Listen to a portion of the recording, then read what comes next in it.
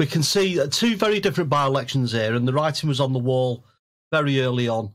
And also, I think it was quite a nasty campaign, really, because there was lots of literature going out to get rid of the Tories.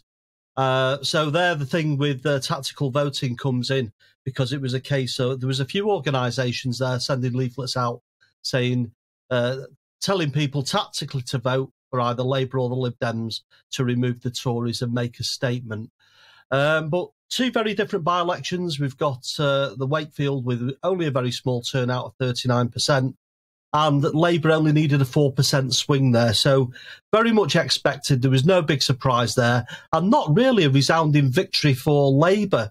I was listening to Keir Starmer's comments, and I don't think that's... I don't think he did himself any favours in what he said there. It wasn't really true to home.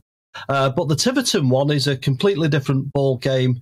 The tactics there really shining through and overturning a safe Tory majority to have then into a Lib Dem majority of 6,000. That is seismic, as you were saying earlier on. And I think that could be difficult to turn over in the next general election. One of the really interesting points this morning is, of course, the resignation of Conservative Party Chairman Oliver Dowden. Now, I understand that the Prime Minister wasn't exactly expecting this resignation. It's a pretty unexpected event that's taken quite a few people by surprise this morning. What should we read into the resignation of Oliver Dowden? Well, I was surprised as well when I turned the telly on this morning and heard that he'd resigned. I'd seen a few different news reports coming through on my phone, and I wasn't quite clear what the story was. Turned the TV on, and there it was. Oliver Dowden's resigned.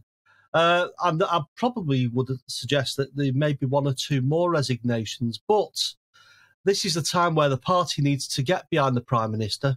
A couple of weeks ago, there was a vote. The letters went in against the Prime Minister, and the party backed the Prime Minister. I think they should have waited till after the by-election, the Rebels, if they wanted to make a bigger impact. But they didn't. They did it early. Over 2 weeks ago, they had that vote for the Prime Minister. He's now safe for another year. It's now time for the party to get behind the Prime Minister and move forward rather than arguing with one another. And anyone in a position that feels as though they can't do the position, step aside and let someone go ahead, take the position that can take the party forward. And this squabbling's got to stop.